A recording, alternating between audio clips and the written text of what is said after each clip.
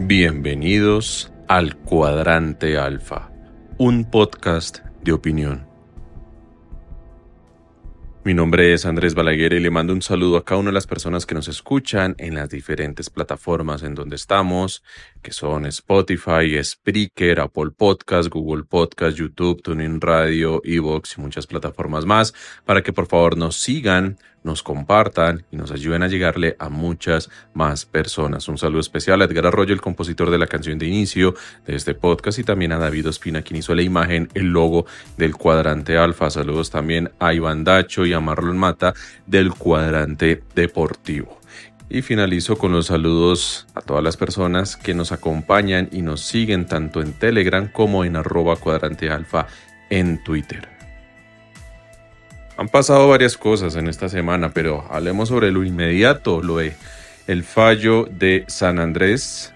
Cualquier cosa podía pasar. Afortunadamente, en este caso no fue a mayor, no fue para estar en una situación un poco más adversa, sino que sencillamente La Haya, la Corte Internacional de Justicia, determinó que en este caso no accedía a las pretensiones ambiciosas de Nicaragua. Pretensiones que buscaban que la plataforma de ellos, la expansión de ellos, llegara incluso cerca a lo que son las aguas de Cartagena en Colombia. Afortunadamente no pasó a mayores. Afortunadamente la movida jurídica y la estrategia que se planteó en el gobierno actual, porque sí, están las noticias, están los hechos en donde se destinó gran parte del presupuesto, se destinó cambiar parte de los abogados, revisar bien de mano cómo contestar o cómo actuar ya en esta etapa final frente a este proceso que se estaba adelantando en La Haya. Bueno, ahí está, ha salido avante en este caso, pero esto no es para celebrar. Sencillamente lo que hizo La Haya fue ratificar su fallo del 2012. Ese fallo, del que hablamos el miércoles pasado aquí en este espacio, que le otorgó una porción de mar a Nicaragua, quitándosela a Colombia, en donde algunos cayos, en donde algunas islas, islotes, porciones de tierra pertenecientes a Colombia seguían siendo de Colombia, pero rodeadas de aguas nicaragüenses para La Haya, que esto ha ocasionado ya un conflicto que tenemos con el país del Nicaragua. Pues bueno, después de ese fallo, ellos vinieron entonces a interponer una nueva demanda pidiendo más porción de tierra, yéndose ya por la plataforma continental. Como lo dije hace un momento, si bien el fallo negó esas pretensiones, ratificó el fallo del 2012. Fallo que Uribe, siendo presidente, decía que no, tranquilo, amigo Ortega, yo te lo respondo, yo te lo cumplo, yo te lo acato y yo te lo condono todo lo que digas. Aquí carta abierta, muy generoso Uribe. Bueno, pues Nicaragua, Daniel Ortega, andan alegando que Colombia no ha cumplido bien ese fallo, que sencillamente Colombia tiene que entregar de forma completa esas aguas para que sean manejadas por Nicaragua y también manejadas por intereses chinos y también dicen de Rusia. ¿Por qué? Porque quieren realizar temas de extracción, investigación, temas de petróleo y un poco más de cosas que hay en esas aguas. El problema es la biodiversidad, el tema de los corales, el tema, pues, bueno, de toda la fauna que se puede encontrar en esas zonas, que son aguas, no es que sean muy profundas, entonces gozan más bien, o deben gozar, en este caso, de una protección medioambiental. Lastimosamente Colombia perdió mucho en ese fallo del 2012. ¿Pudo haber perdido más en este fallo que salió ayer? Sí, afortunadamente por ese lado no se dio, pero se ratifica que Colombia en el 2012 perdió. Y como lo dijimos en el programa del miércoles, los invito para que lo escuchen, los responsables directos son Andrés Pastrana, que le dio por contestar esa demanda, que le dio por venir a darle jurisdicción a La Haya frente a ese tema, Uribe, que buscó transar, pasárselas de chévere ahí con Daniel Ortega, diciéndole tranquilo papito, yo le cumplo el fallo, y a menor responsabilidad pues obviamente Santos, que ya pues esta bomba estaba por detonar y a él le quedaba poco nada por hacer en su momento. Está el tema de Iván Duque, está el tema de Petro, ya que hicieron lo propio. Llama la atención que Iván Duque no quiso consultar, no quiso recurrir para este caso a la Comisión de Relaciones Exteriores, y como lo hablábamos en el programa el miércoles, esa es una comisión en donde se reúnen expresidentes y excancilleres para aconsejar, guiar, sugerir al presidente de turno, porque todo este tema de la política exterior se debe manejar bajo una identidad de Estado, es una política de Estado. O sea, no puede estarse cambiando la política exterior conforme el presidente que entra o sale, sino que sencillamente se busca que haya una especie de uniformidad en torno a los temas a resolver. Es por eso que incluso Santos, cuando le empezaron a hacer una oposición fuerte para el tema de la reelección, pidió entonces al Consejo de Estado mediante consulta que le avalara el poder quitarle la reserva a esas actas de las reuniones que él tuvo con la Comisión de Relaciones Exteriores cuando él era presidente, para tocar el tema de Nicaragua y también otros temas como el de Panamá y la relación con otros países, a lo cual, y por obvias razones, tanto Pastrana como Uribe se opusieron rotundamente. Vuelvo y digo, si le quieren echar las culpas a alguien, échenselas en el Twitter a Andrés Pastrana y también a Álvaro Uribe, porque gracias a ellos dos, gracias a la negligencia de ellos dos, a la idiotez, estupidez, como lo quieran llamar, fue que Colombia en el 2012 perdió una gran porción de su mar Caribe, limitando con Nicaragua. Entonces, ahí está el tema, vamos a ver qué pasa. Dicen que ha causado malestar que el PP, que Petro no haya estado en San Andrés en el momento de la lectura del fallo. Se suponía que iba a estar, él lo anunció, toda la comitiva se desplazó allá, estuvieron los ministros, estuvieron gran parte de las cúpulas militares, de policía y demás, estuvieron allá presentes, pero el PP nunca llegó y resultó que él estaba en Bogotá cuando se estaba leyendo ese fallo. Lo que sí es cierto es que se vio el tema de una gran movilización, no de ayer, de antier, no, sino de semanas atrás, de tropas, de embarcaciones, de la Armada Nacional, pero también de aviones por parte de la Fuerza Aérea, algo que también comentamos en su momento en el programa del miércoles, que esto no decía otra cosa más que defender la soberanía. Es una función constitucional que tiene la fuerza pública, las fuerzas militares en este caso, en cabeza del presidente de la República, defender la soberanía, defender nuestra democracia. ¿Defenderla en este caso de qué? Pues frente a un fallo de una corte internacional y frente a las pretensiones de un país como lo es Nicaragua, que quiere cogerse parte del territorio colombiano.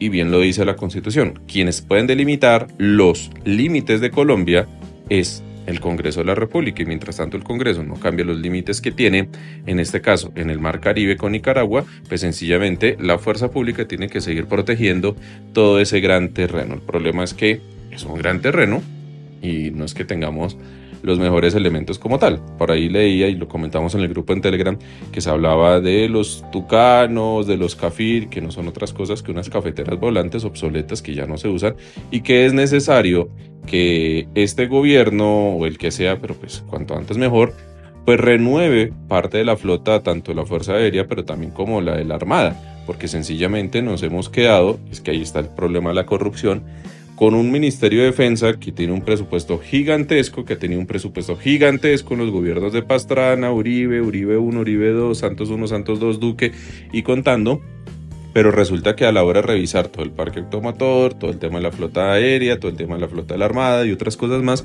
resulta que no estamos con equipos obsoletos. Todavía estamos hablando de los Cascabel, que son unos carrotanques chiquiticos ahí de los que uno ve en las imágenes de la toma del Palacio de Justicia. Pues seguimos con esos mismos, seguimos con los Tucano, que son avioncitos de hélices, seguimos con unos Cafir, que son unas cafeteras volantes, que se la pasan más tiempo en tierra en mantenimiento que volando, y que para lo único que medio sirven es para el desfile del 20 de julio. Desfile que, dice Petro, lo va a llevar a cabo como una gran fiesta, no tanto de la independencia, del grito de independencia, sino más bien como una gran fiesta de la soberanía. Entonces ahí le cuajó el tema de que las fechas coincidieran para, dice él, ahora sí trasladarse a San Andrés y llevar a cabo su primer acto de 20 de julio como presidente de la República. Vamos a ver qué pasa. Ojalá asista. Dicen que no asistió en el tema de la lectura del fallo por temas logísticos, pero bueno, ya todo medio gobierno y media comitiva de todo el mundo ya estaba allá, menos el presidente. Eso no es nuevo. Como no es nuevo, cambiando de tema, es el tema de la ministra Irene Vélez. ministra que ha sido fuertemente criticada desde diferentes bandos, desde la gente de la oposición, desde la gente de la prensa, que es la misma gente de la oposición, entonces por ahí no hay nada nuevo, pero también de la misma gente que es cercana al progresismo, que es cercana al pacto histórico, al petrismo, a la izquierda, como lo quieran ver ustedes. Irene Vélez ha causado revuelos siempre, ha causado críticas, burlas, memes, noticias, más que todo por su falta de experiencia en el rango, en el campo en el que ella está ahorita como ministra de Minas y Energía. Ella no es ingeniera, ella no sabe nada de hidrocarburos, ella no sabe nada de estos temas, ella es filósofa. Bien, o sea, la filosofía es una carrera de admirar, yo siempre lo he dicho, uno incluso cuando estudia Derecho, uno estudia varios años de filosofía, entonces es algo que uno admira en el tema de los filósofos, pero pues resulta que, como dicen popularmente, zapatero de tus zapatos. Entonces, ¿qué hace una filósofa manejando todo el tema de minas y energía en el país? Pues es ahí en donde empiezan las incoherencias, es ahí en donde empiezan las preguntas y es ahí en donde vemos que Petro la sostiene y la sostiene y la sostiene cuando han salido otros ministros por menos cosas, cuando han salido otros ministros que han durado pocos meses por menos escándalos de lo que ha tenido Irene Vélez. La pregunta es, ¿por qué el PP la sostiene? ¿Por qué Petro tiene a Irene Vélez como ministra y la sigue defendiendo a pesar de que le sigan saliendo escándalos, escándalos, escándalos? Ahorita lo último, que el esposo de ella, que es de origen de Países Bajos, si mal no recuerdo, es ahora un documentalista de temas del gobierno, contratos del gobierno, pero resulta que es el esposo de ella. Entonces, pues hay un tema de conflicto de intereses, hay un tema de inhabilidades, incompatibilidades, de cómo así que la esposa ministra, siendo ministra, y el esposo se gana contratos con el mismo ejecutivo en Colombia. Eso está mal. Si hubiera sido en otros gobiernos, se estaría criticando y hoy, en este caso, también se le está criticando a este presidente. Vuelvo y digo, mucha gente que votó por Petro, mucha gente que se identifica con los postulados de la política del cambio, del pacto histórico, están criticando, están cuestionando la presencia, las actuaciones, las declaraciones, todo lo que rodea a ese núcleo de Irene Vélez. ¿Hasta cuándo la seguirá sosteniendo? Pues resulta entonces que me vine a enterar en las últimas horas que hubo un tema con un hijo de Irene Vélez que salió del país sin cumplir unos requisitos básicos. ¿Cuáles son? Resulta que un menor de edad tiene que salir del país en compañía de un adulto responsable, de un adulto que designen tanto su papá como su mamá, o si va de viaje con su mamá o si va de viaje con su papá, pues tiene que estar la firma de la otra persona porque así lo establece la ley aquí en Colombia. Resulta, y por lo que dan a conocer los diferentes medios de comunicación, que esa firma, esa autorización no estaba. Y se presionó al funcionario de migración para que autorizara el ingreso a minutos de perder el vuelo de ese menor de edad, de ese hijo de Irene Vélez. Que hubo llamadas al Ministerio de Relaciones Exteriores, que hubo llamadas desde el Ministerio de Minas y Energía, todo el mundo cayéndole al funcionario de migración, de Cancillería. Y pues nada, el tipo pues dio el visto bueno para que saliera y pusieron en conocimiento a las autoridades y ahora están investigando.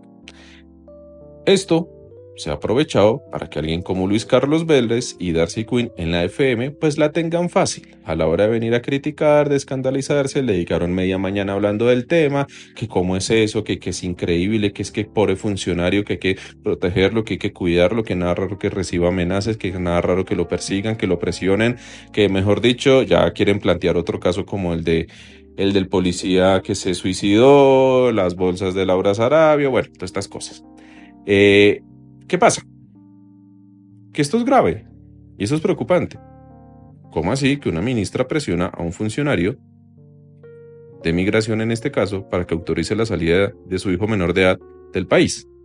¿Por qué no hace el conducto regular? ¿Por qué no cumple con los requisitos? Irene Vélez no está por encima de la ley, no está por encima del reglamento, sino que sencillamente ella como madre tiene que saber muy bien que si va a dejar que un hijo suyo menor de edad salga del país, tiene que contar con la autorización tanto de ella como mamá, firmada, como la del papá, autenticada. Y eso pregúntaselo a cualquier persona que ha podido sacar a alguno de sus hijos del país, cómo es todo el trámite que hay que hacer, que eso es ante notario, que hay que llevarlo, que todas esas cosas y esos papeles presentarlos y demás. Todo eso lleva una logística, un tema, un procedimiento que hay que hacerlo. ¿Por qué? Porque se le aplica a todos. Pero si no lo hacen, sino que sencillamente se aprovechan del estatus que tienen momentáneo, del rango, del cargo que están ocupando para ejercer presión, pues sencillamente estamos hablando de actos de corrupción. Porque sí, eso es corrupción.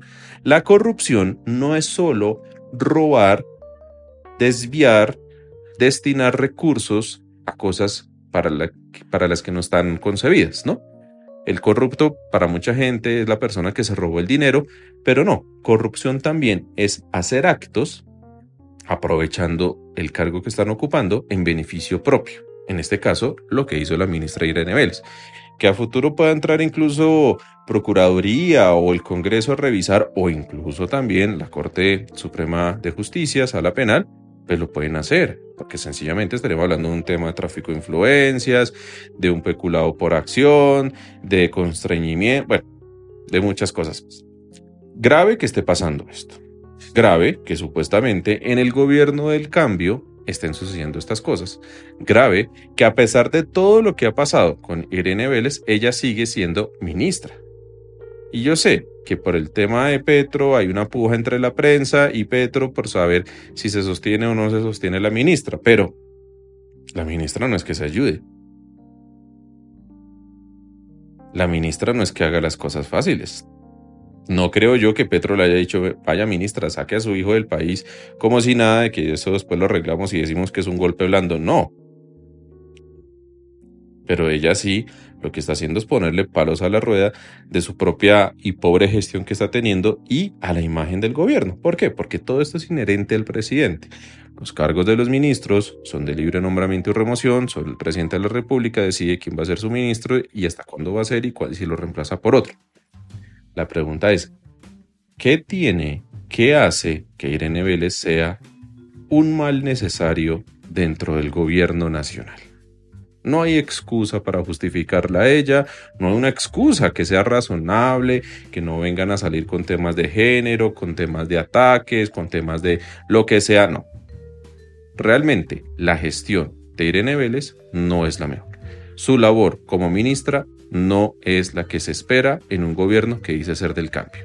Es más, sus actuaciones por fuera de su cargo o aprovechándose ella, apalancándose ella por el cargo que está ejerciendo son preocupantes y dejan mucho que desear y no dista mucho de los escándalos que uno pudiera haber visto en los ministros tanto de Duque, de Santos, de Uribe y de ahí para atrás. Realmente esto preocupa. Entonces vuelvo y digo, no hay argumento razonable para justificar defender a Irene Vélez. Entonces la pregunta es, ¿por qué Irene Vélez es un mal necesario para el gobierno del cambio que preside Gustavo Petro? Dejo la pregunta al aire. Me gustaría conocer y leer sus apreciaciones al respecto. Y ya para finalizar, quiero hablar de un tema, algo que está pasando en Estados Unidos, en la industria audiovisual.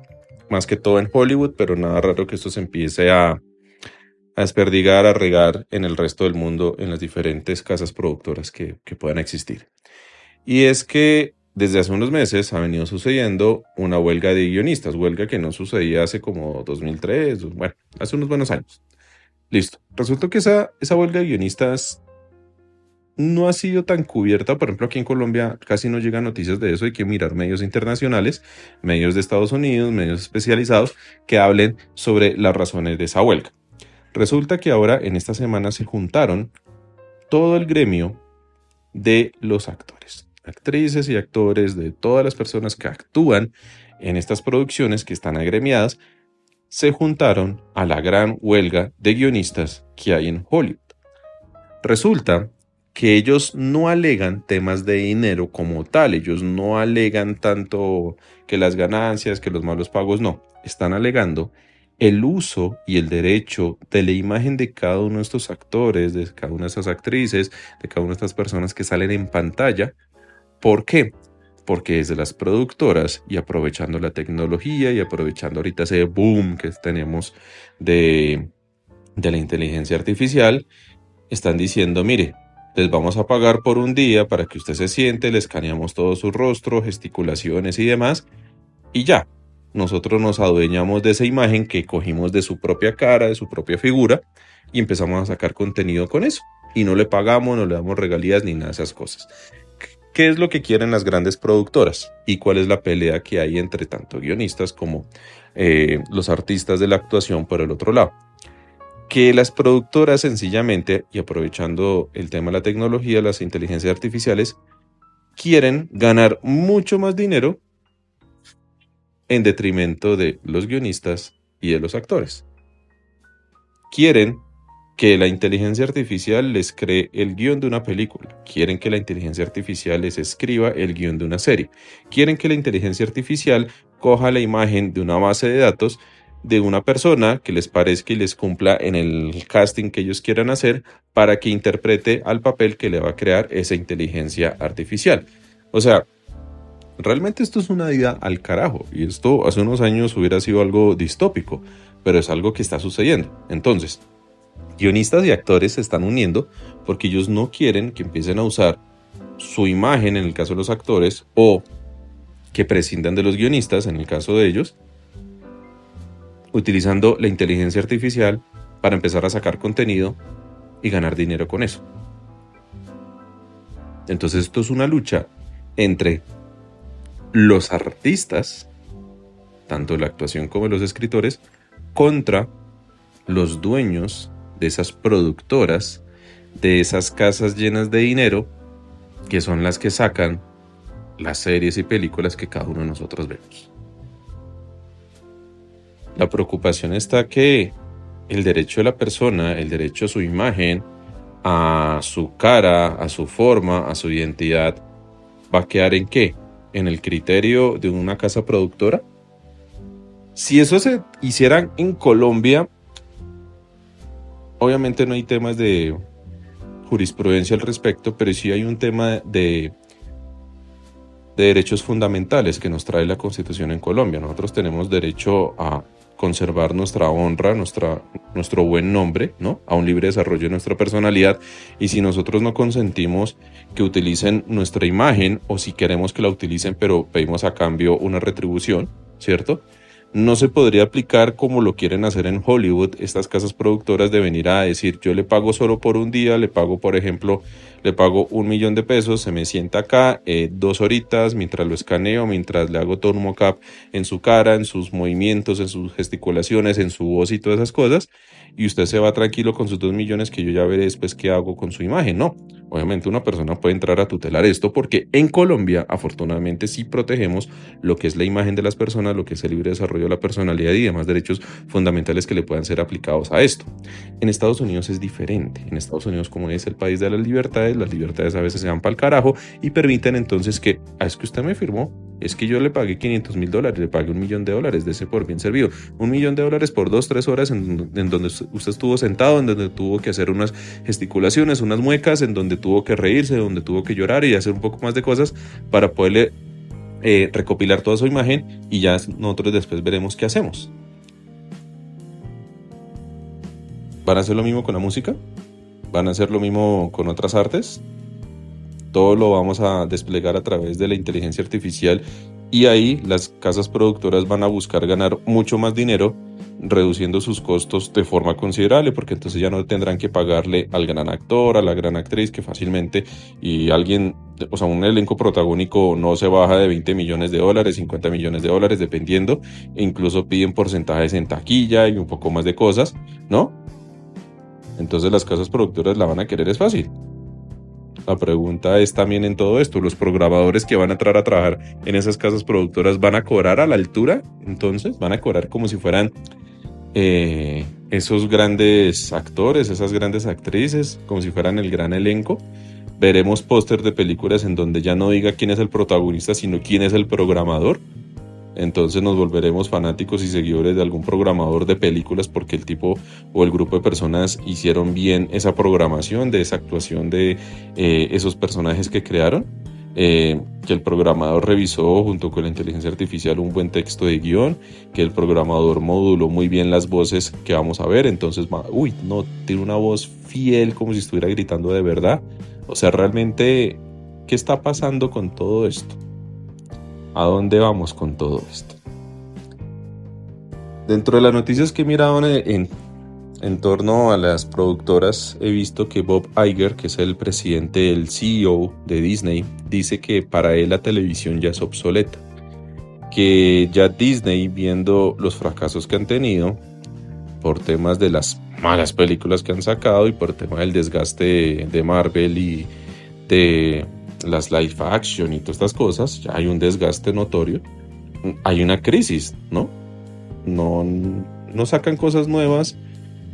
Lo bueno que tenían de antaño lo reciclan y vuelven y lo sacan, pero entonces lo sacan cambiados conforme a ciertos postulados, a ciertos intereses, a ciertas ideologías, a ciertas políticas, como le quieran decir.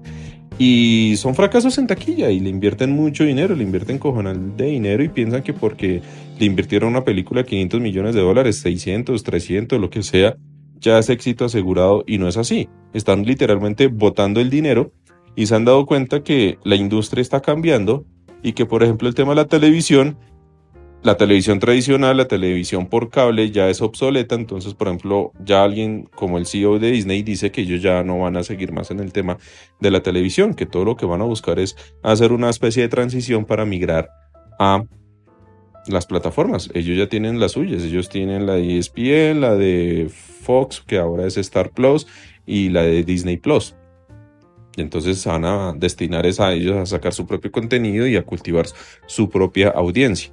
Y para eso pues necesitan escritores y actores y actrices. La cuestión es que se quieren ahorrar ese dinerito y quieren recurrir entonces 100% a la inteligencia artificial. Que sea la inteligencia artificial la que les escriba los guiones, les escriba las películas, les escriba las series, y en donde la inteligencia artificial le va a poner las caras de ciertos personajes que ellos creen o de la gente que se busque, lo que sea. Caras van a ver, caras van a tener, voces van a tener. Lo único que va a tener ahí es un director y un programador que vaya diciendo cómo hacer la película ahora modelo siglo XXI, modelo ya 2023 y para adelante. Es por eso que todo este gran gremio de Hollywood, es por eso que está sucediendo esta gran huelga que no sucedía hace más de 60 años, dicen. Saldrán los uribistas a decir que los actores son comunistas, que los guionistas son socialistas, que yo no paro, yo actúo, o quién sabe qué van a decir. Vamos a ver qué pasa con este tema. Me gustaría poderlo tocar ya de forma más especializada con gente del sector para que también nos compartan sus opiniones. Y me gustaría también saber ustedes qué piensan al respecto. Estamos en una crisis de contenidos, en una crisis audiovisual. La gente realmente está cansada de ver lo que está saliendo. Aquí nos ponen cualquier vaina y la gente sale y piensa que va a ser lo máximo, paga por ver eso y se da cuenta que es un bodrio, que fue nada que valga la pena. Miren los premios Oscar. Ganó una película que se llamaba Todo en todas partes y eso. Hoy nadie habla de esa película, hoy nadie aclama esa película, hoy nadie la recuerda, ni siquiera hay memes. Películas de antaño, películas buenas, películas incluso, no nos vayamos tan lejos, películas muy buenas, como en el 2019 que salió Parásitos, la coreana. Todavía le siguen sacando memes, uno ve hilos de análisis de la película, del nivel fotográfico y todo. Eso quiere decir que hay una gran crisis en todo este tema audiovisual. No hay cosas buenas y lo poco bueno que hay, pues es poquito y está corriendo el peligro ya de quedarse quieto. Producciones de series, estrenos de películas, todo están veremos gracias a esta huelga que está sucediendo en estos momentos en Hollywood y que nada raro que trascienda a las otras productoras, a los otros gremios, por decirlo así, conglomerados del mundo audiovisual ya en los diferentes países. ¿Qué va a pasar con Bollywood en la India? ¿Qué va a pasar con el tema del cine europeo? ¿Cuál va a ser la postura de Francia, de Reino Unido, del tema latinoamericano también? Nosotros también tenemos que mirar qué vamos a hacer, ¿no? ¿Qué va a pasar en todo esto? No me alargo más, que tengan un muy buen viernes, que descansen, que tengan un muy buen fin de semana y nos estaremos escuchando el lunes en una nueva entrega aquí del Cuadrante Alfa.